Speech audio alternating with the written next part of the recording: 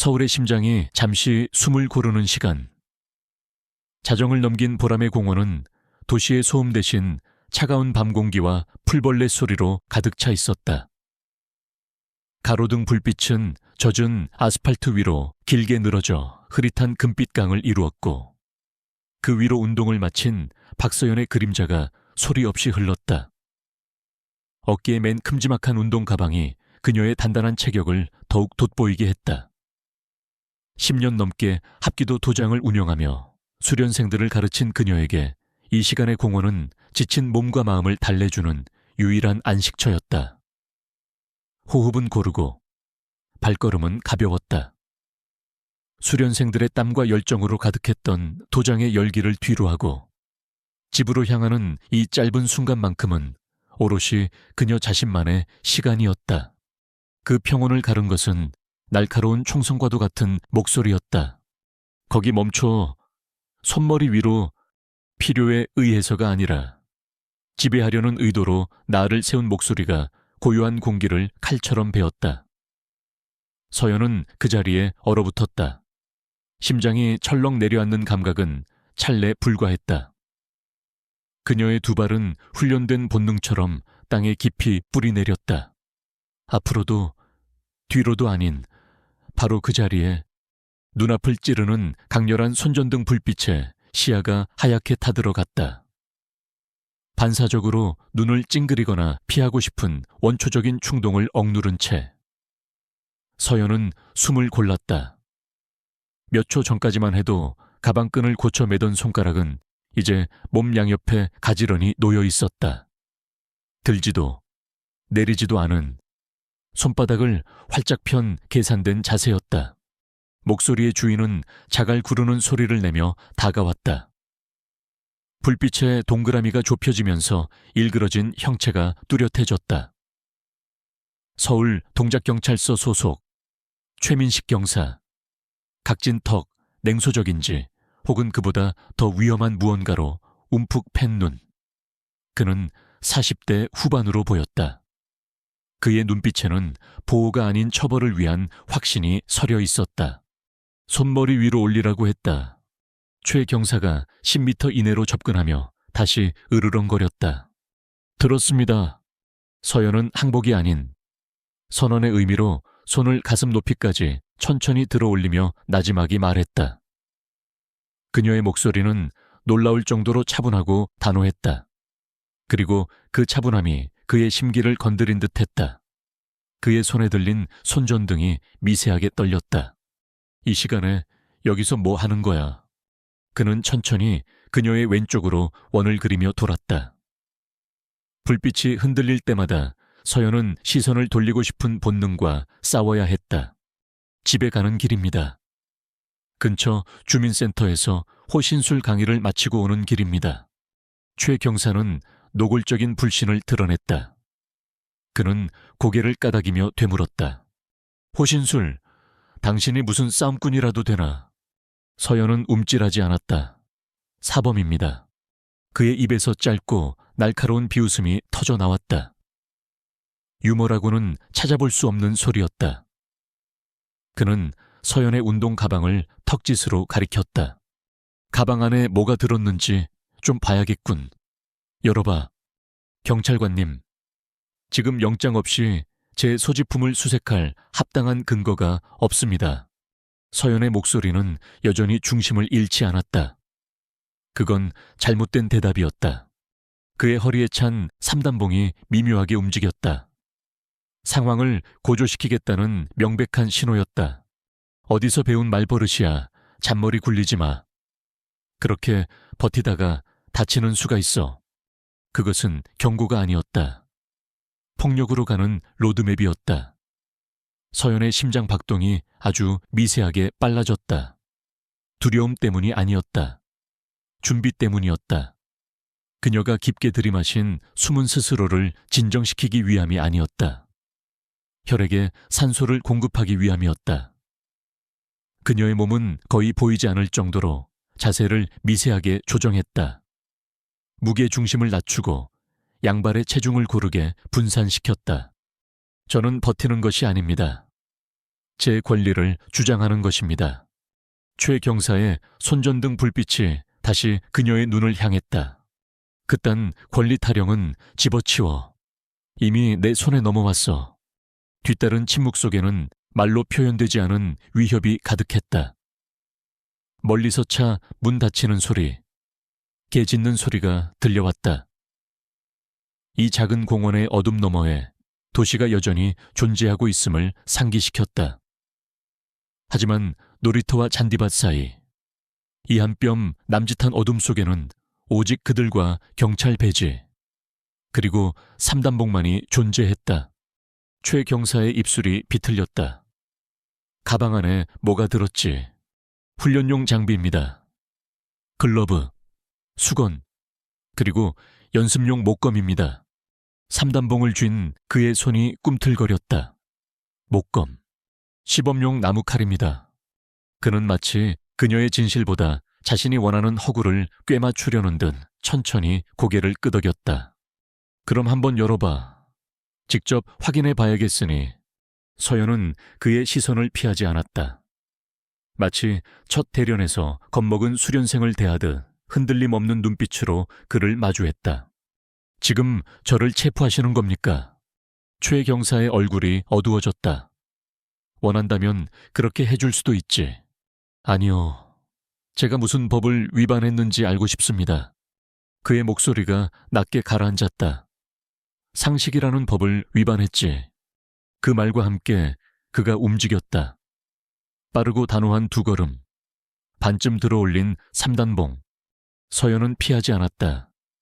뒤로 물러서지도 않았다. 그녀의 훈련된 몸이 그 충동에 격렬하게 저항했다. 대신 그녀는 무릎을 살짝 굽혀 무게중심을 더 낮췄다. 발끝은 가벼웠다. 위협적이지는 않았지만 완벽하게 준비된 자세였다. 최 경사는 그녀의 어깨 바로 앞에서 멈춰 섰다. 그의 옷깃에서 풍기는 땀 냄새와 마른 공격성의 금속 냄새가 느껴질 만큼 가까운 거리였다. 가방 열어. 그가 이번에는 더 느리고 위협적으로 말했다. 서연은 시선을 떼지 않은 채 천천히 가방의 지퍼를 내렸다. 안에는 그녀가 말한 그대로 낡은 글러브와 땀의 전수건, 그리고 날이 무딘 목검 두 자루가 전부였다. 놀랄만한 것은 아무것도 없었다. 하지만 그게 중요한 게 아니었다. 최 경사는 가방 속을 노려보다가 그녀를, 그리고 다시 가방 속을 번갈아 쳐다봤다. 마치 존재하지 않는 모순을 억지로 만들어내려는 듯했다. 하지만 아무것도 나타나지 않았다. 오직 그녀의 침묵과 그의 허세에 점점 더 선명해지는 균열만이 존재할 뿐이었다. 네가 뭔데? 이런 식으로 나와 그가 으르렁거렸다.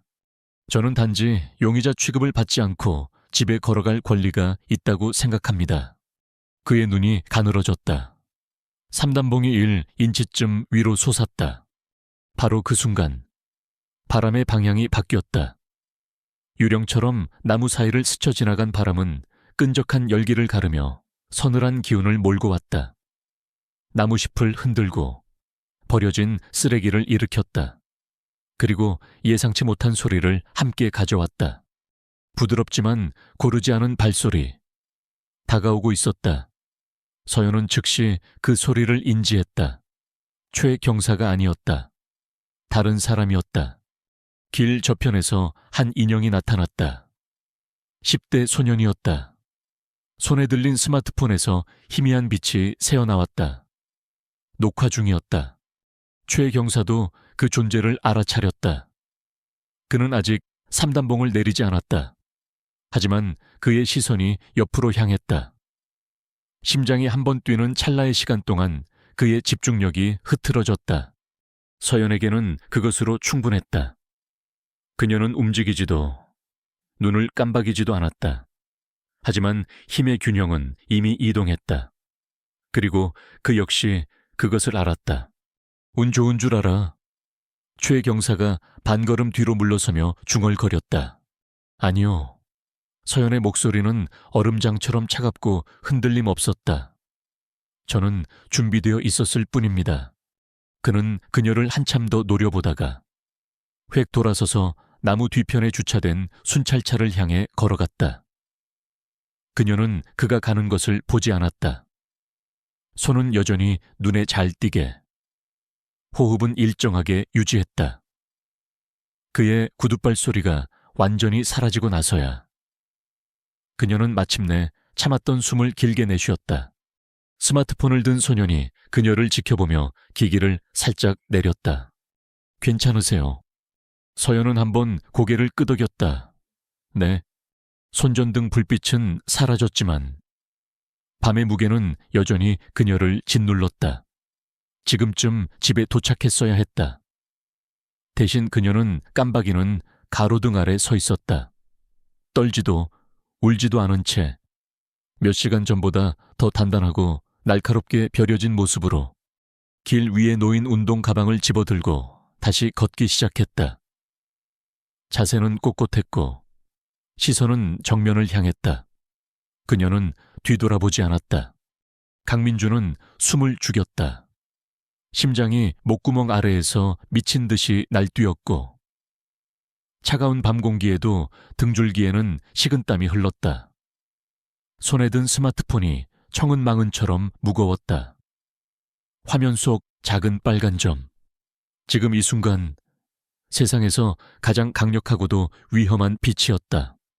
야간 자율학습이 끝나고 독서실에서 집으로 향하는 길. 평소라면 늦은 시간이라 찝찝해서라도 공원을 가로지르지 않았을 것이다. 하지만 내일 있을 모의고사 생각에 머리가 터질 것 같아. 조금이라도 빨리 집에 가고 싶은 마음에 택한 지름길이었다. 그 선택이 자신을 이런 상황 한가운데로 밀어 넣을 줄은 꿈에도 몰랐다. 처음 들은 것은 고함 소리였다. 누군가 싸우나 싶어 무심코 소리가 나는 쪽으로 고개를 돌렸다. 가로등 불빛 아래 경찰 제복을 입은 남자와 운동복 차림의 여자가 서 있었다. 처음에는 단순한 불심 검문이겠거니 했다. 하지만 경찰의 목소리에는 정당한 공무집행이라고 하기엔 너무나 많은 경멸과 위압감이 섞여 있었다. 그의 본능은 소리쳤다. 못 본 척 지나가. 엮이면 좋을 것 하나 없어. 민주는 이제 막 18살. 그의 세상은 대학 입시라는 거대한 벽으로 둘러싸여 있었다. 경찰과 얽히는 것 같은 쓸데없는 일에 휘말릴 여유는 없었다. 그는 발걸음을 돌리려 했다. 하지만 그의 발은 움직이지 않았다. 대신 그의 손이 주머니 속 스마트폰을 꺼내 들었다. 왜였을까? 그건 아마도 여자의 자세 때문이었을 것이다. 겁에 질려 움츠러들거나 당황해서 허둥대지도 않는, 마치 거대한 바위처럼 고요하고 단단한 모습.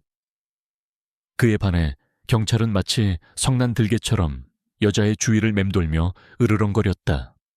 불공평했다. 힘의 균형이 너무나도 명백하게 기울어져 있었다. 한쪽은 제복과 무기라는 권력을 휘두르고 있었고 다른 한쪽은 오직 맨몸으로 그 부당함에 맞서고 있었다. 민주는 나무 뒤에 몸을 숨겼다. 손가락이 미끄러져 몇 번이나 앱을 잘못 눌렀다. 겨우 카메라를 켰을 때 그의 손은 덜덜 떨리고 있었다. 제발 들키지 않게 해주세요. 그는 속으로 빌었다. 화면 녹화 버튼을 누르자 화면 귀퉁이에 작은 빨간 점이 깜빡이기 시작했다. 그 순간부터 민주는 단순한 구경꾼이 아니었다. 그는 증인이 되었다. 화면 속에서 경찰은 여자의 가방을 문제 삼았다. 그의 목소리는 점점 더 커졌고 손에 들린 삼단봉은 금방이라도 여자를 향해 날아들 것처럼 위태롭게 흔들렸다. 하지만 여자는 조금도 물러서지 않았다. 그녀의 목소리는 작았지만 민준의 스마트폰 마이크는 그 차분하고 논리적인 음성을 똑똑히 담아내고 있었다. 저는 제 권리를 주장하는 것입니다. 그 말이 민준의 심장을 때렸다. 학교에서는 권리와 의무에 대해 수없이 배웠지만 저렇게 서슬퍼런 권력 앞에서 자신의 권리를 주장하는 것이 얼마나 큰 용기를 필요로 하는 일인지 그는 처음으로 깨달았다. 그는 최대한 줌을 당겨 두 사람의 얼굴이 잘 보이도록 애썼다. 경찰의 일그러진 표정과 여자의 흔들림 없는 눈빛이 화면에 선명하게 잡혔다. 경찰이 삼단봉을 치켜들었을 때 민주는 저도 모르게 숨을 멈췄다. 바로 그때였다. 경찰의 시선이 아주 잠깐 민준이 숨어있는 쪽을 향했다. 자신의 존재를 들킨 것일까 심장이 멎는 것 같았다. 하지만 경찰은 민준을 본 것이 아니었다. 그는 그저 자신의 행동을 정당화할 명분을 찾지 못해 잠시 주춤했을 뿐이다. 그리고 그 찰나의 순간 여자가 내뱉은 한마디가 상황을 종결시켰다. 저는 준비되어 있었을 뿐입니다. 그 말을 끝으로 경찰은 욕설을 중얼거리며 돌아섰다. 민주는 경찰이 완전히 시야에서 사라질 때까지 녹화 버튼을 멈추지 않았다. 여자와 짧은 대화를 나눌 때 민주는 자신의 목소리가 제대로 나올까 걱정했다. 괜찮으세요? 다행히 목소리는 심하게 떨리지 않았다. 여자는 담담하게 고개를 끄덕이고는 마치 아무 일도 없었다는 듯 다시 제 갈 길을 갔다. 그녀의 뒷모습은 위축되거나 서두르는 기색 없이 놀랍도록 당당했다. 혼자 남은 민주는 한참 동안 그 자리에 서 있었다. 손에 들린 스마트폰이 갑자기 뜨거워진 것 같았다. 그는 방금 찍은 영상을 재생했다. 5분 12초, 길지 않은 시간이었지만 그 안에는 한 인간의 존엄성을 짓밟으려는 폭력적인 권력과 그에 맞선 한 개인의 고요한 저항이 고스란히 담겨 있었다. 이건 그냥 지워버릴 수 있는 영상이 아니었다. 집에 도착한 민주는 책상 앞에 앉았지만 모의고사 문제집에는 눈이 가지 않았다. 머릿속에는 온통 공원에서의 광경이 되풀이될 뿐이었다. 영상을 다시 돌려봤다. 볼수록 분노가 치밀었다. 만약 자신이 그곳에 없었다면, 만약 저 여자가 저렇게 침착하게 대응하지 못했다면 끔찍한 상상이 꼬리를 물었다. 그는 고민했다. 이걸 어떻게 해야 할까? 경찰에 신고해야 할까? 하지만 상대는 경찰이다. 자신의 신고가 제대로 처리될 리 없다는 불신이 먼저 들었다. 언론사에 제보할까 기자가 되어 나타난 자신의 모습이 상상되자 손발이 오그라들었다. 그러다 문득 한 온라인 커뮤니티가 떠올랐다. 수십만 명이 이용하는 사회 이슈에 대한 글이 하루에도 수백 개씩 올라오는 곳, 익명의 공간. 그곳이라면 자신의 신원을 드러내지 않고 이 사실을 알릴 수 있을 것 같았다. 민주는 노트북을 켰다. 커뮤니티 자유 게시판에 글쓰기 버튼을 눌렀다. 손가락이 키보드 위에서 잠시 망설였다. 무슨 말을 어떻게 써야 할까? 그는 최대한 감정을 배제하고 자신이 본 사실만을 건조하게 써 내려가기로 마음먹었다. 제목 어젯밤 보라매 공원에서 한 여성이 겪은 일 영상 첨부. 내용 늦은 밤 독서실에서 집으로 가던 중 우연히 목격한 상황입니다. 경찰 한 분이 공원을 지나가던 여성분을 세우고 위협적인 태도로 신분증 제시와 가방 수색을 요구했습니다. 여성분은 침착하게 영장 없는 수색은 부당하다고 말했지만 경찰은 계속해서 삼단봉을 위협적으로 흔들며 폭언에 가까운 말을 했습니다. 제가 영상을 찍고 있다는 것을 인지한 후에야 상황이 끝났습니다. 영상을 보시면 아시겠지만 여성분은 단 한 번도 물리적인 저항을 하거나 공격적인 태도를 보이지 않았습니다. 이런 일이 공공연하게 일어나도 되는 건지 너무 무섭고 화가 나서 글을 올립니다. 그는 마지막으로 영상을 첨부했다. 업로드 버튼 위에서 마우스 커서가 잠시 머뭇거렸다. 이걸 올리면 어떤 일이 벌어질까? 그 경찰이 자신을 찾아내면 어떡하지 하지만 그는 이내 마음을 굳혔다. 그 여자분의 용기에 비하면 이건 아무것도 아니었다. 클릭! 파일이 업로드되는 몇 초가 영혼처럼 느껴졌다. 게시물이 성공적으로 등록되었습니다. 라는 메시지가 화면에 떴다. 민주는 노트북을 덮었다. 방 안은 고요했지만 그는 이미 거대한 폭풍의 눈 한가운데에 서 있었다. 꺼지지 않을 빨간 불빛이 이제 막 세상으로 퍼져나가기 시작했다. 다음 날 새벽, 박서연은 어김없이 자신의 도장에 서 있었다. 동이 트기 전에 푸르스름한 빛이 창을 통해 스며들어 텅 빈 수련장의 공기를 신비로운 색으로 물들였다. 이곳은 그녀의 성역이었다. 10년 넘게 그녀의 땀과 시간이 겹겹이 쌓인 공간. 매트에서 나는 옅은 땀 냄새. 벽에 걸린 낡은 족자에 새겨진 심신단련이라는 4글자까지. 모든 것이 그녀에게 안정감을 주었다. 그녀는 늘 하던 대로 몸을 풀기 시작했다. 스트레칭, 기본 자세, 그리고 호흡. 하지만 오늘따라 몸이 미세하게 낯설었다. 어젯밤의 일이 남긴 보이지 않는 흔적이었다. 숨을 들이쉴 때마다 최경사의 경멸, 어린 얼굴이 떠올랐고 팔을 뻗을 때마다 손전등의 잔상이 눈앞을 스쳤다. 그녀는 애써 잡념을 지우려 했지만 거울에 비친 자신의 모습 속에서 불쑥 과거의 한 장면이 유령처럼 떠올랐다. 17의 박서연, 지금과는 전혀 다른 분노로 들끓던 소녀였다. 그녀가 처음 합기도 도장의 문을 두드린 것은 심신단련 따위의 고상한 이유 때문이 아니었다. 그녀는 더 강해지고 싶었다. 세상을 향한 주체할 수 없는 분노와 반항심을 표출할 더 효과적인 방법을 배우고 싶었다. 작은 체구 때문에 겪어야 했던 무시와 시비에 이골이 난 상태였다. 그녀에게 무술은 자아를 찾는 길이 아니라 자신을 지키는 가장 날카로운 무기였다. 당시 도장을 이끌던 관사범은 희끗한 머리카락에 인자한 미소를 지닌 노인이었지만 그의 눈빛은 서연의 오만한 내면까지 꿰뚫어 보는 듯했다. 그는 서연의 들끓는 투지를 보았고 그 안에 숨겨진 더 큰 가능성도 보았다. 사건은 입관한 지 반년쯤 지났을 때 일어났다. 대련 시간이었다. 상대는 2살 위의 선배. 유연한 몸놀림과 노련한 기술에 서연은 속수무책으로 당했다. 분했다. 자신의 공격은 번번이 막히고 상대의 공격은 너무나 쉽게 급소를 파고들었다. 경기가 끝났음을 알리는 사범의 목소리가 들렸지만 서연의 귀에는 닿지 않았다. 이글거리는 분노에 사로잡힌 그녀는 이미 끝난 대련에서 방심하고 돌아선 선배의 등 뒤로 비겁한 주먹을 날렸다.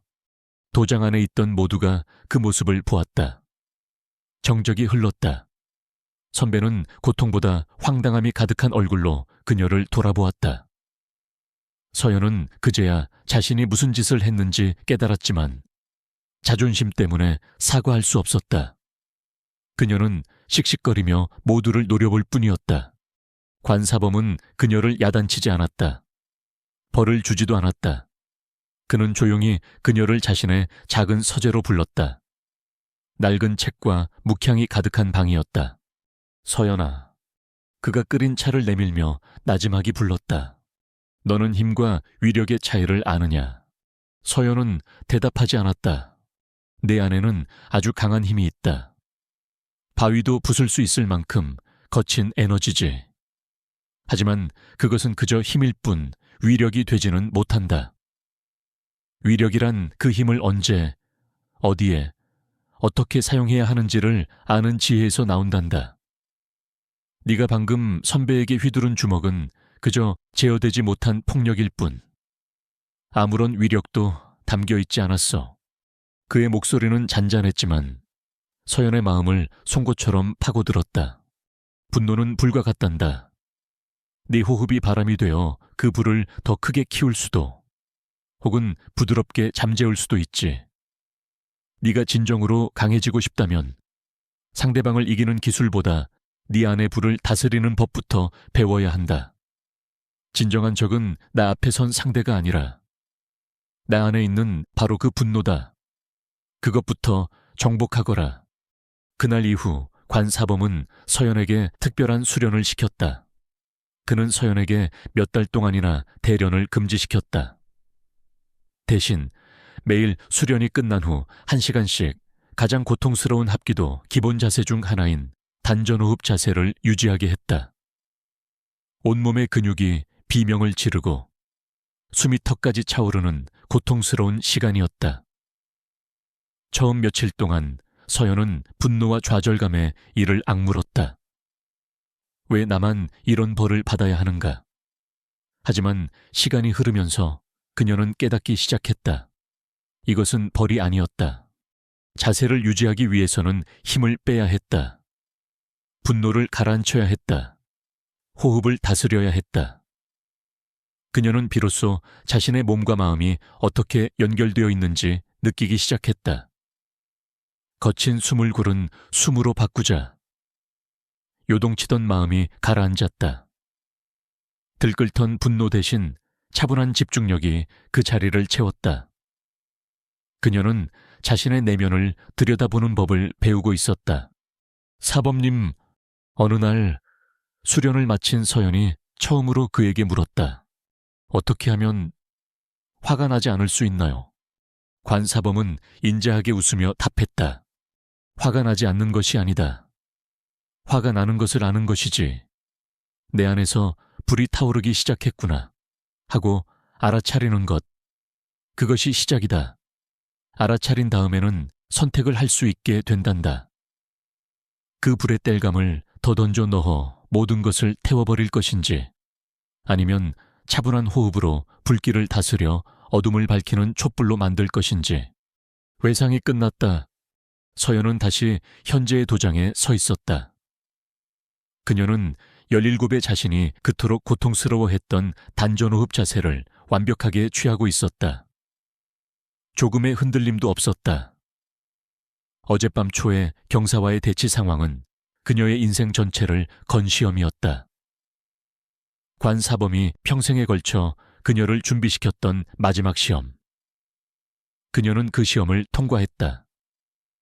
그의 가르침이 틀리지 않았음을, 그녀의 10년이 헛되지 않았음을 증명해낸 것이다. 마음이 평온을 되찾았을 때 그녀의 주머니에서 스마트폰이 짧게 진동했다. 수련생 중 한 명에게서 온 메시지였다. 사범님, 이거 혹시 사범님 아니세요? 지금 인터넷에서 난리 났어요. 메시지 아래에는 익숙한 온라인 커뮤니티에 링크가 첨부되어 있었다. 어젯밤 보라매 공원에서 한 여성이 겪은 일. 그녀는 떨리는 손가락으로 링크를 눌렀다. 어젯밤의 영상이 화면 가득 나타났다. 조회수는 이미 수천을 넘어가고 있었고 댓글은 실시간으로 쌓이고 있었다.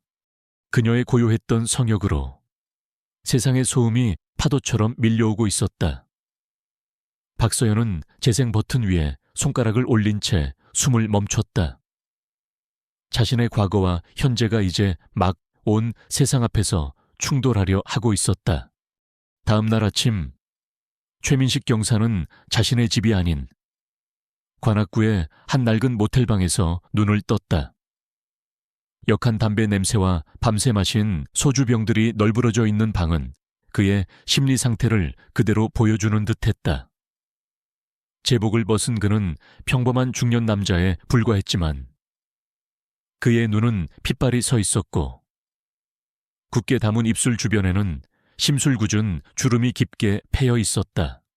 그는 협탁 위에 놓인 스마트폰을 집어들었다. 어젯밤부터 수백 번은 돌려본 영상을 다시 재생했다.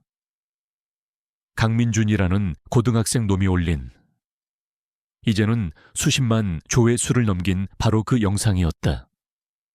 화면 속에서 자신의 목소리가 고압적으로 울려 퍼졌다. 거만하게 여자의 주위를 맴도는 자신의 모습. 정당한 이유 없이 삼단봉을 위협적으로 꺼내드는 장면이 나왔을 때 그는 저도 모르게 욕설을 내뱉었다. 젠장, 이건 아니었다. 편집된 거다. 악의적인 왜곡이다. 그는 그렇게 믿고 싶었다. 하지만 영상은 너무나도 선명했다. 그의 귀에 들리는 것은 분노로 가득 찬 자신의 목소리와 그에 반하는 여자의 차분한 음성뿐이었다. 그의 분노는 화면 속 여자를 향했다. 박서연. 하룻밤 사이에 인터넷은 그녀의 신상까지 파헤쳐 놓았다. 합기도 사범. 그는 코웃음을 쳤다. 그 여자, 그 태도가 문제였어. 그는 소주를 병째로 들이켜며 생각했다. 그건 평범한 여자의 태도가 아니었다. 경찰을 전혀 두려워하지 않는 눈빛, 조금도 위축되지 않는 자세, 논리적인 척 따박따박 대꾸하는 말투. 그 모든 것이 계산된 도발이었다. 자신을 일부러 화나게 만들어 함정에 빠뜨리려는 속셈이었던 게 틀림없다. 그래, 그 여자는 처음부터 이 모든 걸 계획했던 것이다. 분노의 화살은 이어 세상을 향했다. 요즘 것들은 경찰을 우습게 한다. 조금이라도 기분 나쁘면 스마트폰부터 꺼내 들고. 경찰의 노고나 현장의 압박감 따위는 전혀 이해하려 들지 않는다. 그는 지난 20년의 경찰 생활을 떠올렸다. 온갖 험한 꼴을 다 보고 흉악범들을 상대하며 목숨을 걸었던 순간들. 그런데 고작 이런 일 하나로 자신의 모든 것이 부정당하고 있었다. 억울했다. 마녀 사냥이었다. 그는 영상을 찍어 올린 고등학생 놈을 저주했다. 뭘 안다고 어른들 일에 끼어들어 상황을 왜곡하고 영웅이라도 된 양 의기양양해하고 있을 그 녀석의 얼굴이 눈앞에 선했다. 존중도 예의도 모르는 버릇없는 놈. 그의 사고는 결국 자기 연민으로 귀결되었다. 자신의 경력, 명예, 가족들이 받게 될 상처, 이 모든 것이 마치 자신이 어쩔 수 없는 거대한 재앙을 만난 피해자인 양 느껴졌다. 그가 원인이 아니라 그가 결과물인 것처럼. 그때 스마트폰이 날카롭게 울렸다. 화면에 뜬 이름은 김진우 팀장. 동작경찰서 형사팀장이자 그의 직속상관이었다. 최민식은 마른 침을 삼키고 전화를 받았다. 최 경사. 수화기 너머로 들려오는 김진우 경위의 목소리는 얼음장처럼 차가웠다. 일말의 동정심도 느껴지지 않았다. 네, 팀장님, 지금 어디야? 저 집에 있습니다. 거짓말이었다. 상황은 파악하고 있겠지. 본청에서도 연락이 왔어. 지금부로 최 경사, 직위 해제야. 내부 감찰 끝날 때까지 모든 직무에서 배제된다. 심장이 쿵 하고 떨어졌다. 팀장님, 그건 변명은 듣고 싶지 않아. 당장 서에 들어와서 경위서 제출하고. 배지랑 총기 반납해. 최민식은 다급하게 외쳤다. 팀장님, 그 여자가 먼저 도발했습니다. 현장을 직접 보셨어야 합니다. 아주 교묘하게 사람을 약올리는. 최 경사. 김진우가 그의 말을 잘랐다. 지금 인터넷에 영상이 몇 개나 돌아다니는지 알아. 목격자도 한둘이 아니야. 자네가 한 행동, 한 말 전부 박제돼서 전국으로 퍼지고 있어. 그런데도 그 여자 탓을 할 셈이야. 변명은 감찰과에 가서 실컷 해. 하지만 끊는다. 전화는 일방적으로 끊겼다. 최민식은 한동안 멍하니 스마트폰을 귀에 댄 채 서 있었다. 버림받았다. 완전한 고립감과 공포가 그의 목을 조여왔다. 더 이상 분노를 표출할 대상도, 자신을 변호해줄 사람도 없었다. 그는 손에 쥔 스마트폰을 그대로 벽에 던져버렸다. 액정이 박살나고 배터리가 튕겨져 나가는 파열음과 함께 그의 마지막 이성도 산산조각 났다.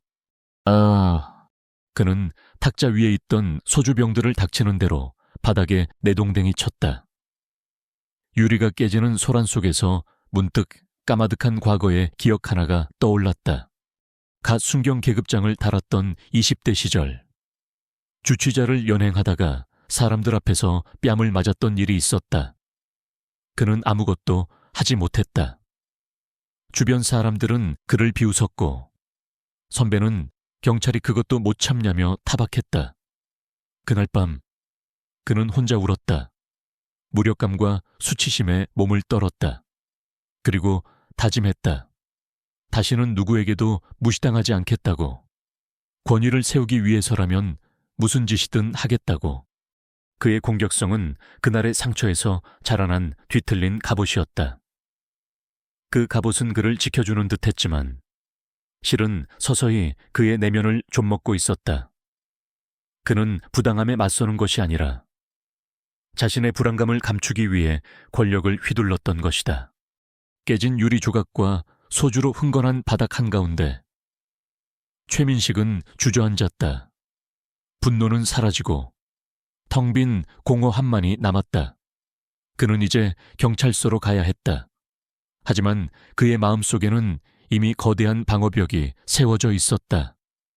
나는 피해자다. 세상이, 그 여자가, 그 어린 놈이 나를 이렇게 만들었다.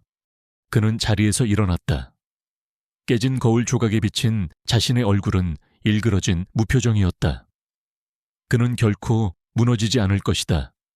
진실이라는 적과 싸우기 위해 그는 기꺼이 자신만의 벽 뒤에 숨을 준비가 되어 있었다. 서울 동작경찰서는 그야말로 벌집을 쑤셔놓은 듯했다. 쉴 새 없이 울려대는 전화벨 소리, 복도를 분주하게 오가는 제복들, 그리고 모든 모니터에서 똑같이 흘러나오는 한 편의 영상. 어젯밤 보라매 공원에서 찍힌 5분 12초짜리 영상은 하룻밤 사이에 단순한 해프닝을 넘어 사회적 현상이 되어 있었다. 형사팀 사무실 한가운데 김진우 경위는 지끈거리는 관자놀이를 누르며 모니터를 응시했다. 화면 속에서 최민식 경사가 박소연을 위협하고 있었다. 그는 이미 그 영상을 수십 번도 더 돌려봤다. 볼 때마다 실망감과 분노가 뒤섞인 한숨이 절로 나왔다. 김진우는 이 바닥에서 20년을 구른 베테랑이었다. 그는 최민식 같은 부류의 경찰을 지긋지긋하게 봐왔다. 자신의 불안감을 감추기 위해 과도한 권위를 내세우고 시민을 잠재적 범죄자로 취급하며 절차와 증거보다 자신의 직감을 맹신하는 경찰. 그는 뜨거운 개혁가나 이상주의자는 아니었다. 하지만 그는 법과 절차, 그리고 무엇보다 경찰 조직의 신뢰를 중요하게 생각했다. 그리고 지금 최민식은 그 모든 것을 한순간에 무너뜨리고 있었다. 팀장님, 서울경찰청 감찰과에서 전화 왔습니다. 팀 막내가 창백한 얼굴로 수화기를 건넸다. 김진우는 말없이 수화기를 받아들었다. 예상했던 일이었다. 수화기 너머에서는 질책과 지시가 쏟아졌다. 당장 최민식의 신병을 확보하고 철저하게 조사해서 보고하라는 엄명이 떨어졌다. 그는 알겠습니다라는 짧은 대답만을 반복하며 전화를 끊었다. 사무실은 침묵에 잠겨 있었다. 팀원들 모두가 이 전례 없는 사태에 어찌할 바를 모르고 있었다. 김진우는 자신의 책상으로 돌아와 최민식이 사고 직후 급하게 작성해서 제출했던 초기 보고서를 다시 펼쳤다. 늦은 시간 공원을 배회하는 여성을 발견. 불심 검문을 시도했으나 비협조적이고 의심스러운 태도를 보여 소지품 검사를 요구했으나 거부하며 반항. 김진우는 헛웃음을 터뜨렸다. 영상 속 박소연의 모습 어디에도 비협조적이고 의심스러운 태도는 없었다. 오히려 그 반대였다. 보고서는 명백한 허위였다. 그는 최민식의 인사기록 카드도 함께 검토했다. 과잉 진압과 관련된 민원이 지난 몇 년간 수차례 제기되었지만 번번이 증거 불충분이나 내부 경고 조치로 무마된 기록들이 먼지처럼 쌓여 있었다. 진작에 싹을 잘랐어야 했다. 그는 자신의 안일함을 자책했다. 바로 그때 사무실 문이 열리고 최민식이 들어섰다. 약속된 시간이었다. 그가 들어서는 순간 사무실의 모든 소음이 멎었다. 일부는 경멸의 눈빛으로, 일부는 실망감에 고개를 돌렸다. 최민식은 애써 태연한 척하며 김진우의 책상으로 다가왔다. 오셨습니까? 팀장님. 김진우는 아무 말 없이 일어나 그를 조사실로 이끌었다. 자신의 사무실이 아닌 피의자들이 앉는 바로 그 방이었다. 그것만으로도 김진우의 메시지는 분명했다. 경위서 작성해. 어젯밤 있었던 일. 육하원칙에 따라 최대한 상세하게. 차가운 금속 책상을 사이에 두고 앉은 최민식은 여전히 자신의 벽 뒤에 숨어 있었다. 그는 자신이 기억하고 싶은 대로, 아니, 믿고 싶은 대로 사건을 재구성하여 경위서를 써 내려갔다. 박서연의 도발적인 태도, 자신의 정당한 공무집행, 그리고 군중심리에 휩쓸린 대중의 마녀 사냥. 김진우는 그가 내민 경위서를 천천히 읽어 내려갔다. 그리고는 서류를 책상 위에 내려놓고 차가운 눈으로 최민식을 응시했다. 최 경사, 네, 팀장님, 이 경위서랑 자네 순찰차 블랙박스 음성 파일이랑 내용이 많이 다른데 영상은 말할 것도 없고 어느 쪽이 진실이지. 최민식의 얼굴이 굳었다. 블랙박스에는 현장의 분위기가 담기지 않습니다. 그 여자의 눈빛이나 교묘한 말투 같은 것들 말입니다. 눈빛 말투, 김진우의 목소리에 냉소가 어렸다. 그래서 삼단봉을 꺼내고 민간인에게 잔머리 굴리지 마라. 다치는 수가 있다고 협박했나? 그게 우리 동작서가 자랑하는 현장 대응 매뉴얼인가? 그는 자리에서 일어나 조사실 벽에 걸린 화이트보드에 어젯밤의 타임라인을 적기 시작했다. 첫 접촉 시간, 첫 번째 목격자 등장 시간, 최민식이 삼단봉을 꺼낸 시간. 그는 모든 증거를 조목조목 짚으며 최민식의 거짓말을 하나씩 무너뜨렸다. 자네는 지금 경찰 조직 전체의 얼굴에 먹칠을 하고 있어. 그런데도 아직 상황 파악이 안 돼. 최민식은 입을 굳게 다물었다. 더 이상 변명은 통하지 않았다. 김진우가 조사실을 나왔을 때 서울청에서 다시 전화가 걸려왔다. 이번에는 더 높은 직급의 간부였다. 그의 목소리는 다급했다. 여론이 심상치 않다. 청장님까지 보고가 들어갔다. 단순한 내부 감찰로 끝낼 일이 아니다. 피해자에게 직접 접촉해서 경찰의 공식적인 입장을 전달하고 철저한 진상규명과 재발 방지를 약속해야 한다. 대중에게 보여줘야 한다. 우리가 썩은 부위를 도려낼 의지가 있다는 것을. 결국 그 어려운 임무는 김진우에게 떨어졌다. 그는 피해자 박서연에게 직접 연락해야 했다. 그는 인터넷 검색을 통해 그녀가 운영하는 합기도 도장의 전화번호를 찾아냈다. 전화번호를 누르기 전 그는 잠시 망설였다. 그녀는 경찰을 믿지 않을 것이다. 그럴 모든 권리가 그녀에게 있었다. 그는 경찰 조직을 대표해서 그녀의 불신과 분노를 온전히 감당해야 했다. 김진우는 깊은 숨을 내쉬고 통화 버튼을 눌렀다. 몇 번의 신호음 끝에 차분하지만 단단한 여성의 목소리가 들려왔다. 네, 청룡 합기도입니다. 아, 네, 박서연 사범님 되십니까? 네, 맞습니다만 저는 서울동작경찰서 형사팀장 김진우 경위입니다. 수화기 너머로 짧은 침묵이 흘렀다. 김진우는 마른 입술을 축였다. 다름이 아니라 어젯밤 보라매 공원에서 있었던 일에 대해 말씀드릴 것이 있어 전화드렸습니다. 우선 경찰을 대표해서 깊은 유감의 말씀을 전합니다. 그는 최대한 정중하고 진솔하게 말했다. 괜찮으시다면 저희가 직접 찾아뵙고 정식으로 진술을 듣고 싶습니다. 사범님께서 편하신 시간과 장소로 저희가 맞추겠습니다. 그의 제안에 박서연은 잠시 말이 없었다. 김진우는 긴장 속에서 그녀의 대답을 기다렸다. 이제 막 시작된 폭풍 속에서 그는 처음으로 피해자의 목소리와 마주하고 있었다. 다음 날 오후 약속된 시간에 김진우 경위가 박서연의 도장을 찾아왔다. 그는 혼자였고 경찰 제복이 아닌 평범한 민간인 복장이었다. 불필요한 위압감을 주지 않으려는 세심한 배려였다. 박서연은 그를 수련생들이 없는 안쪽에 작은 다실로 안내했다. 낡았지만 정갈하게 정돈된 공간이었다. 와주셔서 감사합니다. 김진우가 먼저 고개를 숙였다. 서연은 말없이 고개를 끄덕이고는 그의 맞은편에 앉았다. 공식적인 진술 녹취는 차분한 분위기 속에서 진행되었다. 김진우는 전문적이었고 서연은 사실에 입각하여 담담하게 그날 밤의 일을 설명했다. 그녀는 단순히 일어난 사건을 나열하는데 그치지 않았다. 그녀는 자신이 왜 그렇게 행동했는지를 설명하기 시작했다. 합기도의 기본 원리 중 하나는 유능제강 로우 능칠강입니다. 부드러움으로 강함을 제압하는 것이죠. 상대의 힘에 힘으로 맞서는 것이 아니라 그 힘의 방향을 흘려보내고 역으로 이용하는 겁니다.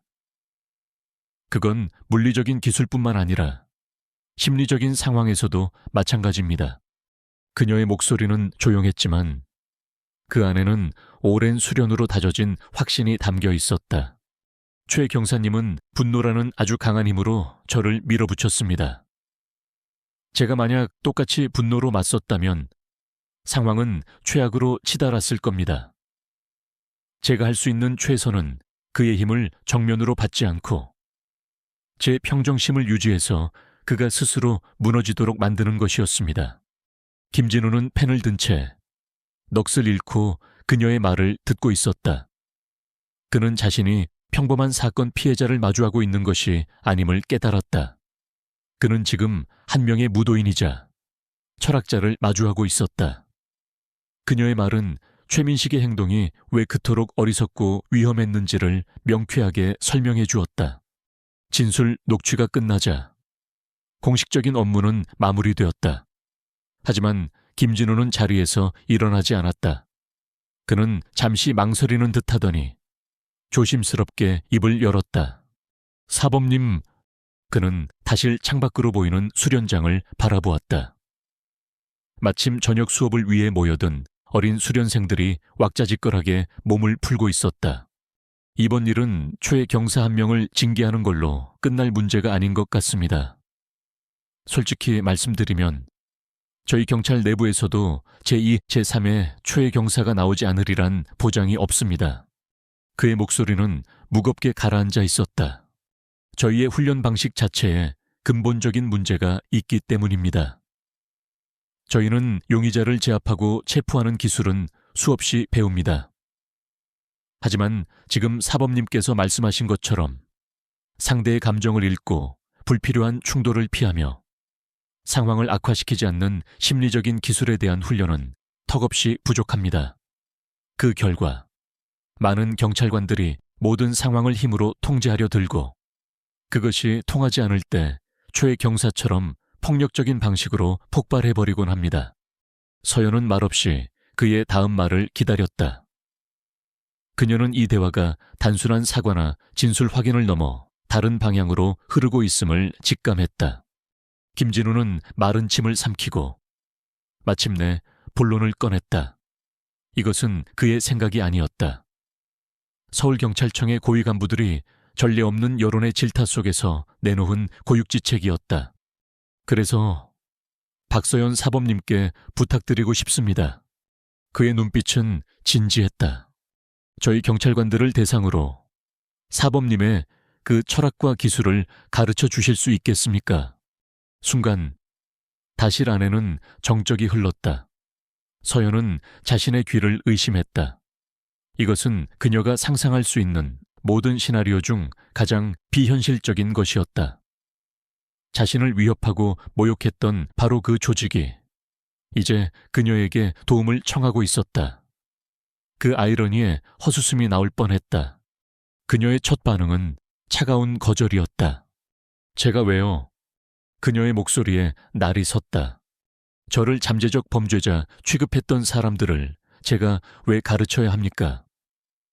제복의 권위 뒤에 숨어 한 개인의 인격을 짓밟으려 했던 사람들에게 제가 평생을 바쳐 깨우친 도를 나눠줘야 할 이유가 무엇입니까? 그것은 너무나도 정당한 분노이자 질문이었다. 김진우는 고개를 떨구었다. 사범님 말씀이 모두 맞습니다. 거절하셔도 저희는 아무 말도 할 수 없습니다. 드릴 말씀이 없습니다. 그는 잠시 말을 멈췄다가 다시 서연을 바라보며 말했다. 하지만 만약 사범님께서 외면하신다면 아마 아무것도 바뀌지 않을 겁니다. 저희는 여전히 예전 방식으로 신임 경찰들을 훈련시킬 것이고 그들은 또다시 현장에서 최 경사와 같은 실수를 반복할 겁니다. 그리고 언젠가 또 다른 누군가가 어두운 공원에서 사범님과 같은 일을 겪게 될 겁니다. 그 사람은 사범님처럼 자신을 지킬 능력이 없을지도 모릅니다. 그 마지막 말이 서연의 가슴에 비수처럼 꽂혔다. 그 말은 이 문제를 개인적인 모욕의 차원에서 더 넓은 사회적 책임의 차원으로 바꾸어 놓았다. 관사범의 가르침이 떠올랐다. 합기도는 단순히 나를 지키는 기술이 아니라 나와 우리를 지키는 길이라고. 진정한 고수는 자신의 무공을 자랑하는 자가 아니라 그 힘으로 더 많은 사람을 이롭게 하는 자라고. 그녀는 혼란스러웠다.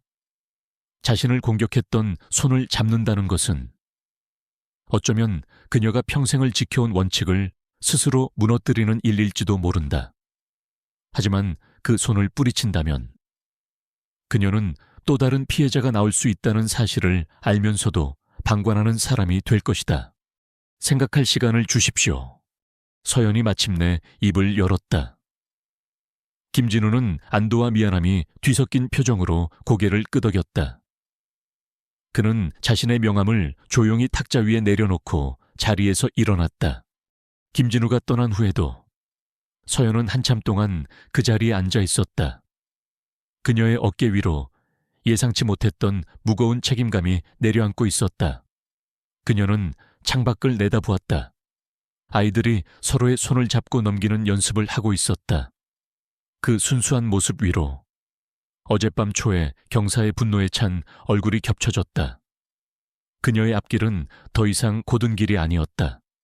그녀는 이제 중대한 선택의 기로에 서 있었다. 서울지방경찰청의 대강당은 박서연의 작은 도장과는 모든 것이 달랐다. 널찍했지만 차가웠고 형광등 불빛은 소독약 냄새가 날 것처럼 서늘했다. 자신의 몸에 꼭 맞는 낡은 도복 대신 아직 빳빳한 새 도복을 입은 서연은 조금은 이질적인 공간에 서 있었다. 그녀의 앞에는 약 40명의 경찰관들이 앉아 있었다. 갓 임관한 신임 순경들이 아니었다. 각 경찰서에서 차출된 산전수전 다 겪은 베테랑들이었다. 그리고 그들의 얼굴에는 노골적인 불만과 냉소가 가득했다. 팔짱을 낀 자세, 삐딱하게 돌린 고개, 서로에게 무언가 속삭이며 피식거리는 모습. 그들은 서연을 전문가로 보지 않았다. 그저 자신들의 동료 한 명을 나락으로 떨어뜨린 원인을 제공한 운 좋은 민간인 여자로 볼 뿐이었다. 이 강의는 현장을 모르는 윗선들이 여론의 등 떠밀려 만든 보여주기식 쇼에 불과하다고 그들의 온몸이 말하고 있었다. 적대감으로 가득한 공기가 피부로 느껴졌다. 최민식 경사 한 사람을 상대할 때와는 다른 종류의 압박감이었다. 이것은 거대한 조직이 뿜어내는 배타적인 저항이었다. 그 저항을 상징하는 인물이 맨 앞줄에 앉아 있었다. 40대 후반의 거친 인상을 한박 경사. 그는 최민식의 오랜 동기였고 옛날 방식의 수사를 신봉하는 사람이었다. 그의 얼굴에는 경멸과 도전적인 빛이 뒤섞여 있었다. 서연은 마이크 앞에 섰다. 그녀는 준비해온 자료를 펼치는 대신 그들의 눈을 하나하나 마주치며 입을 열었다. 이 자리에 계신 분들 중 상당수가 저를 좋지 않은 시선으로 보고 계시다는 것 잘 압니다. 그녀의 직접적인 말에 웅성거리던 강당이 순간 조용해졌다. 예상치 못한 시작이었다.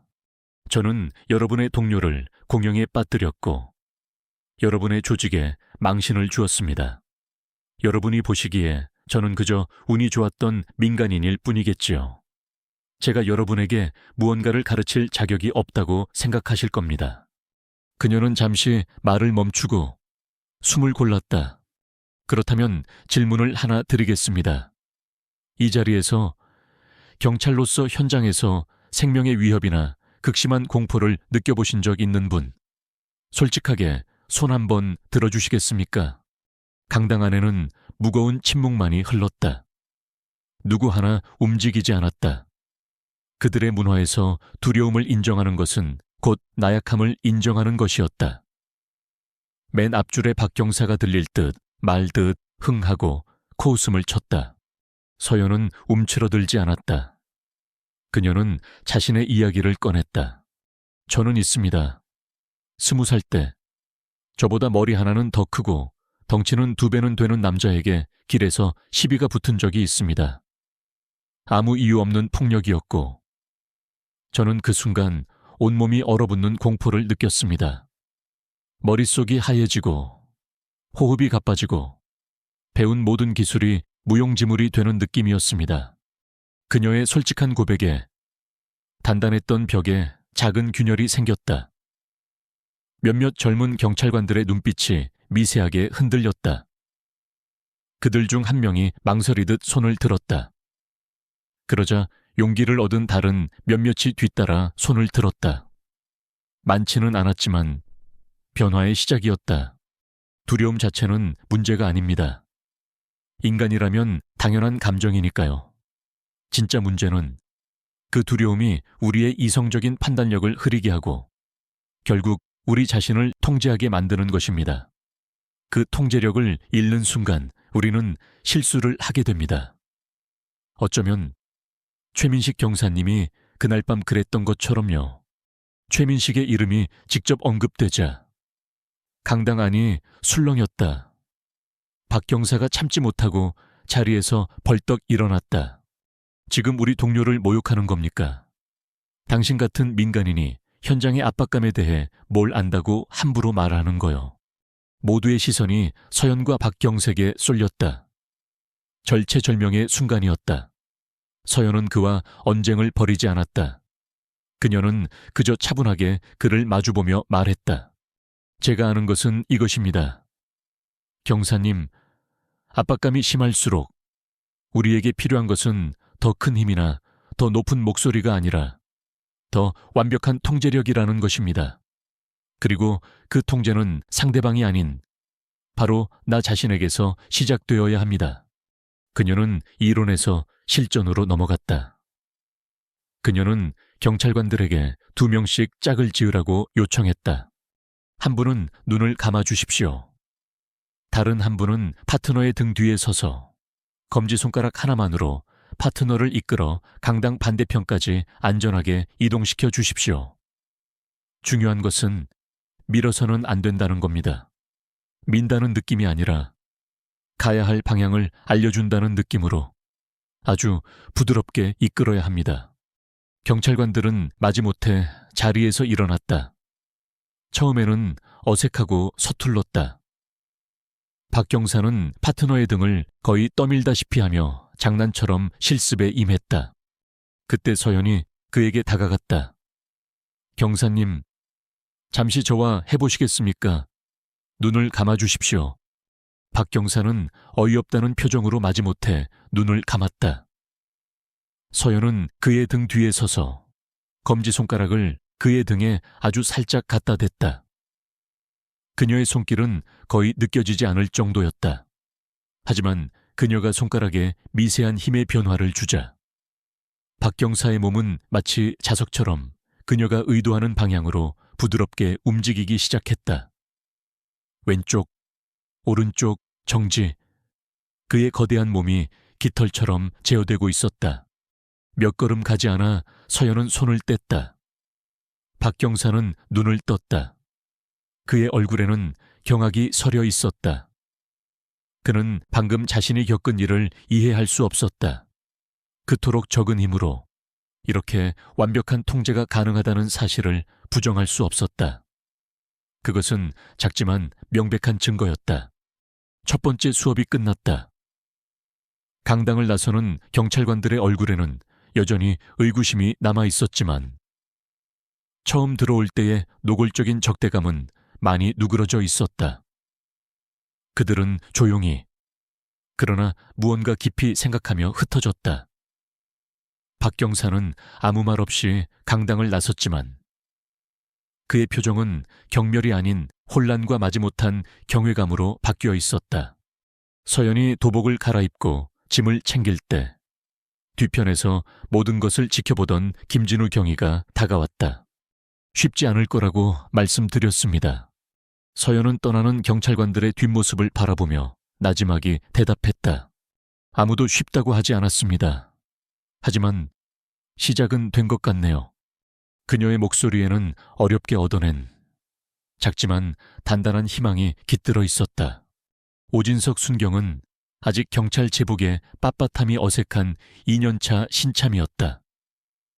그는 박서연의 첫 강의에서 두려움을 느껴본 적 있냐는 질문에 망설이며 손을 들었던 몇 안 되는 젊은 경찰관 중 한 명이었다. 처음에는 그 역시 반신반의했다.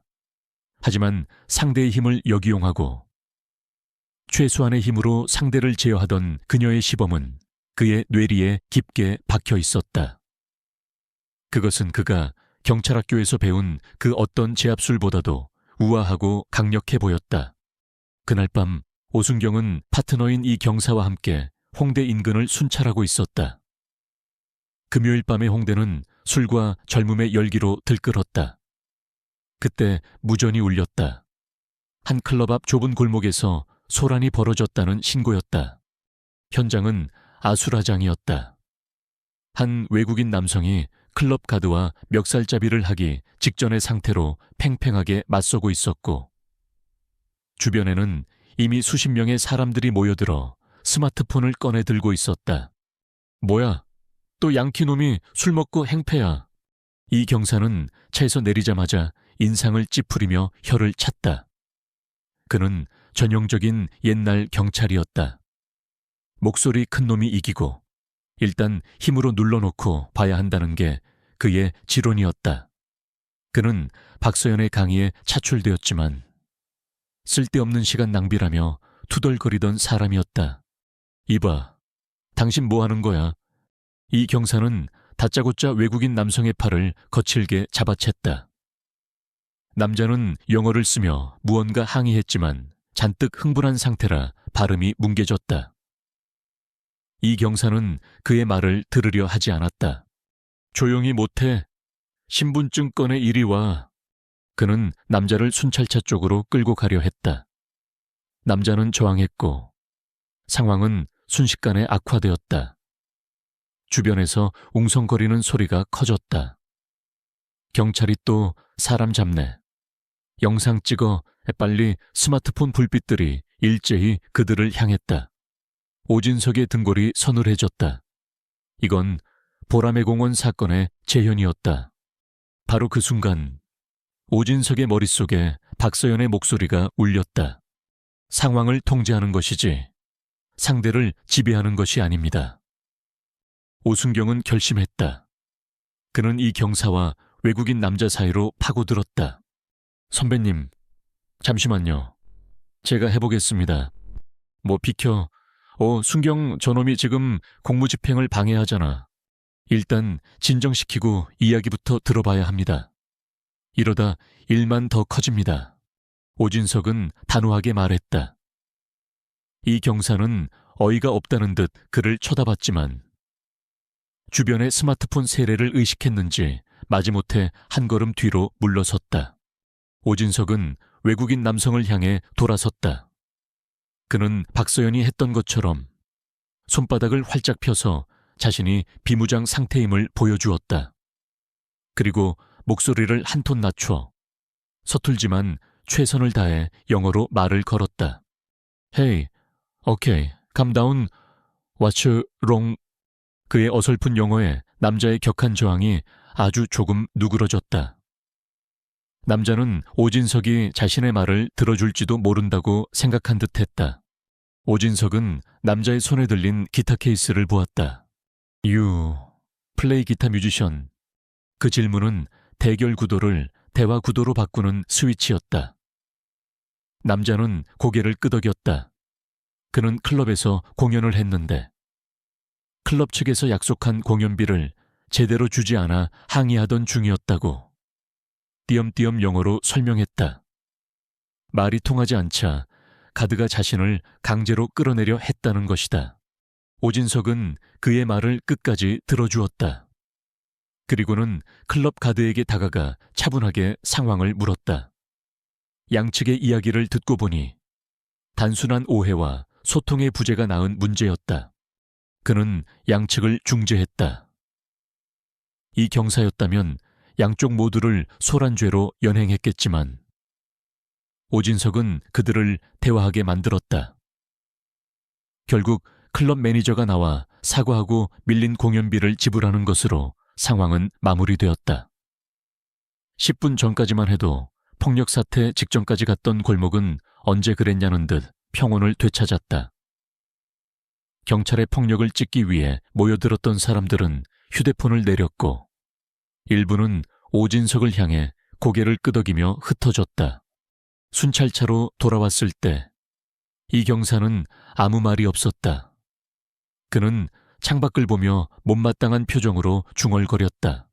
언제 왔네, 신참. 하지만 그의 목소리에는 왠지 모를 패배감이 섞여 있었다.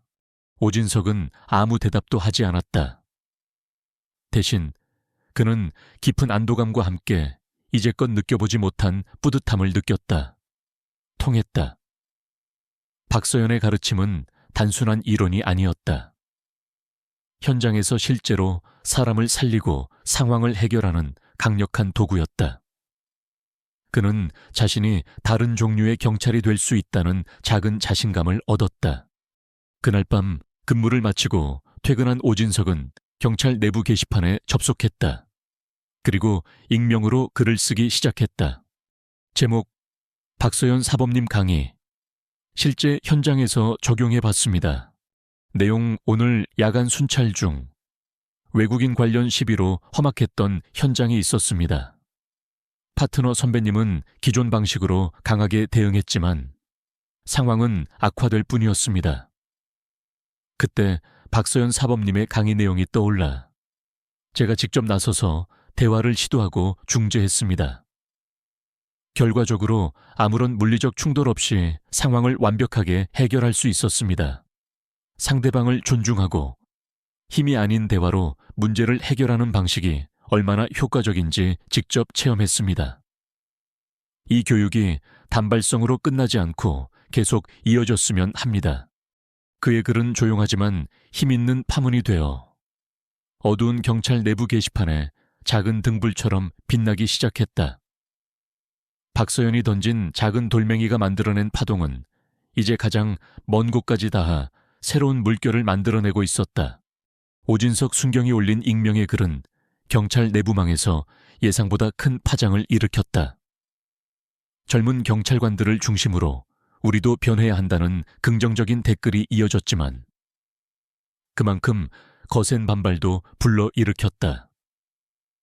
특히 수십 년간 현장을 지켜온 베테랑들에게 그 글은 자신들의 경험과 권위에 대한 정면 도전으로 받아들여졌다.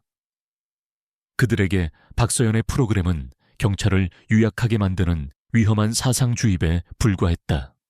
그 반발의 중심에는 박 경사가 있었다. 첫 교육에서 공개적으로 망신을 당했던 그는 개인적인 굴욕감을 경찰 조직 전체를 지키기 위한 사명감으로 포장했다. 그는 자신과 뜻을 같이 하는 동료들을 비밀리에 모았다. 최민식의 오랜 동기들, 승진에서 번번이 누락된 고참들, 그리고 변화를 거부하는 냉소적인 경찰관들이었다. 그들은 퇴근 후 종로의 허름한 포장마차에 둘러 앉았다. 탁자 위에는 소주병이 어지럽게 널려 있었다. 세상이 어떻게 돌아가는 건지. 이제는 일개무술 사법 나부랭이가 경찰을 가르치겠다고 나서고 그걸 또 좋다고 빨아주는 놈들까지 생겼으니 한 형사가 잔을 비우며 불을 뿜었다. 오진석 그놈 글 봤어. 가관이더만 자기가 무슨 영웅이라도 된 것처럼 써놨어. 운 좋게 넘어간 걸 가지고 그 여자 방식이 맞았다는 둥. 그러다 칼이라도 맞았으면 어쩔 뻔했어. 박 경사가 붉어진 얼굴로 말을 받았다. 그의 목소리는 분노로 차 있었다. 문제는 윗선들이야. 여론에 쫄아서 경찰의 자존심을 다 팔아먹고 있어. 이러다가 우리 전부 길거리에서 멱살이나 잡히는 신세가 될 거라고. 그들의 대화는 단순한 불평에서 구체적인 음모로 옮겨갔다. 이대로 앉아서 당하고만 있을 수는 없었다. 박서연과 그녀의 프로그램을 끌어내려야 했다. 일단 내부망 여론부터 흔들어야 해. 한 정보가 형사가 말했다. 그 교육 방식 때문에 경찰이 다쳤다는 식의 글을 올리는 거야. 실제로 다친 놈이 없으면 만들면 되지. 순찰하다가 주치자랑 실랑이 하다가 손목 좀 삔 걸 가지고 새로운 대응 방식 때문에 망설이다가 부상당했다고 부풀리는 거야. 더 사악한 계획이 뒤따랐다. 다음 교육 때 제대로 한번 판을 엎어버리자고. 박 경사가 눈을 번뜩이며 말했다. 우리 쪽 애들 몇 명 보내서 일부러 비협조적으로 나가고 말도 안 되는 질문으로 계속 시비를 거는 거야. 사람들 다 보는 앞에서 그 여자가 평정심을 잃고 폭발하게 만드는 거지. 그 모습이 영상으로 찍히면 게임 끝이야. 하지만 그들의 계획 중 가장 악랄한 것은 따로 있었다. 그 여자 자체를 무너뜨려야 해. 박 경사가 낮은 목소리로 말했다. 저렇게 성인군자인 척하는 것들. 뒤를 캐면 뭐라도 하나는 반드시 나와. 과거 실수든 돈 문제든 남자 관계든 뭐라도 찾아서 찌라시 기자놈한테 넘겨버리는 거야. 도덕성에 흠집이 나면 그 여자가 하는 말은 아무도 믿지 않게 될 테니까 그들은 서로의 얼굴을 마주 보았다. 그들의 눈에는 더 이상 경찰로서의 사명감이 아닌 질투와 증오로 가득 찬 어두운 불꽃이 타오르고 있었다. 몇 주 후 박서연은 두 번째 교육을 위해 다시 경찰청 대강당에 섰다. 첫날과는 비교도 안 될 정도로 공기가 차가웠다. 그녀가 무슨 말을 하든 교육생들은 팔짱을 낀 채 냉소적인 표정으로 일관했다. 질문 시간에는 의도적으로 그녀를 공영에 빠뜨리려는 듯한 질문들이 쏟아졌다. 사범님, 방식대로 하다가 범인이 흉기를 꺼내면 책임지실 겁니까? 사범님은 경찰 배지도 총도 없으시면서 현장의 생사를 논할 자격이 있다고 생각하십니까? 서연은 평소의 침착함으로 모든 질문에 막힘없이 대답했지만 이것이 일부 교육생들의 돌발 행동이 아니라 조직적인 저항임을 직감했다. 그날 저녁 김진우 경위가 그녀에게 전화를 걸었다. 그의 목소리는 무겁게 가라앉아 있었다. 내부망에 민간인 교관 프로그램을 비방하는 익명의 글들이 부쩍 늘었습니다. 사범님 개인에 대한 인신공격도 서슴지 않고 있고요. 조직적인 반발이 시작된 것 같습니다. 조심하셔야 합니다. 사범님, 그들은 사범님을 끌어내리기 위해서라면 무슨 짓이든 할 겁니다. 서연은 담담하게 대답했다. 알고 있습니다. 각오했던 일입니다. 하지만 그녀가 각오하지 못한 일은 따로 있었다. 그 주 주말, 박 경사는 음흉한 미소를 지으며 자신의 패거리들과 다시 마주 앉았다. 그는 손에 든 서류 봉투를 흔들어 보였다. 찾았어? 그의 동료가 물었다. 뭘? 박서연 그 여자의 과거 아주 재미있는 걸 알아냈지. 그가 알아낸 것은 서연이 17살 때 대련이 끝난 선배를 뒤에서 공격했던 바로 그 사건이었다. 물론 그 이야기는 당시 서연에게 앙심을 품고 도장을 그만뒀던 한 동기의 입을 통해 완전히 왜곡되고 과장된 상태로 박 경사의 손에 들어왔다. 성질을 못 이겨 동료를 무차별 폭행하고 쫓겨났다는 식의 이야기로 박 경사는 서류 봉투를 테이블 위에 내려놓으며 아기의 찬 미소를 지었다. 정의의 사도인 줄 알았더니 어릴 때부터 폭력 전과가 화려했구만. 이제 이 폭탄을 언제, 어디서 터뜨릴지만 정하면 되겠어. 위협은 더 이상 막연한 저항이 아니었다. 그것은 박서연의 심장을 겨누는 비열하고 구체적인 공격이 되어 그녀의 등 뒤로 소리 없이 다가오고 있었다. 박 경사와 그의 패거리가 터뜨린 폭탄은 예상보다 더 큰 파괴력을 가졌다. 경찰 교관 박서연의 충격적인 과거 알고 보니 상습폭행범이라는 자극적인 제목의 기사는 하이에나 같은 온라인 매체들을 통해 순식간에 퍼져나갔다. 박서연을 영웅으로 떠받들던 여론은 혼란에 빠졌다. 물론 그녀를 옹호하는 목소리도 많았지만 한번 뿌려진 의심의 씨앗은 끈질기게 자라났다. 진실과 거짓이 뒤섞인 진흙탕 속에서 그녀를 향한 대중의 시선은 숭배에서 의심으로 바뀌고 있었다. 경찰 내부의 반발은 더욱 거세졌다. 박 경사 일파는 이 기사를 우리가 옳았다는 증거로 내세웠다. 저런 폭력적인 전과가 있는 여자에게 우리 목숨을 맡길 뻔했다며 박서연의 교육 프로그램을 즉각 중단시켜야 한다는 목소리를 높였다. 여론에 민감한 경찰 지휘부는 다시 한번 흔들렸다. 김진우 경위에게는 사방에서 압력이 들어왔다. 서연은 처음으로 겪는 인격적인 공격에 잠시 휘청였다. 분노가 치밀었고 깊은 상처를 받았다. 하지만 그녀는 무너지지 않았다. 그녀는 외부의 소음을 차단하고 자신의 성역인 도장으로 돌아왔다. 땀을 흘리며 수련에 몰두하자 관사범의 목소리가 마음속에서 다시 울려 퍼졌다. 진정한 적은 내 안의 분노다. 그녀는 알았다. 이건 역시 시험이라는 것을. 상황을 반전시킨 것은 그녀 혼자만의 힘이 아니었다. 그녀가 뿌린 씨앗들이 어둠 속에서 싹을 틔우고 있었다. 김진우 경위는 타블로이드 기사를 맹신하지 않았다. 그는 형사였다. 그는 기사에 등장한 불만을 품고 도장을 그만둔 동기를 찾아내 직접 신문했다. 그의 이야기는 조금만 파고들어도 허점투성이었다. 김진우는 거기서 멈추지 않고 사건의 진짜 핵심 증인을 찾아 나섰다. 20년 전 17의 서연에게 맞았던 바로 그 선배. 이제는 서울의 다른 지역에서 존경받는 합기도 관장이 되어 있는 이진성 사범이었다. 그 사건이요.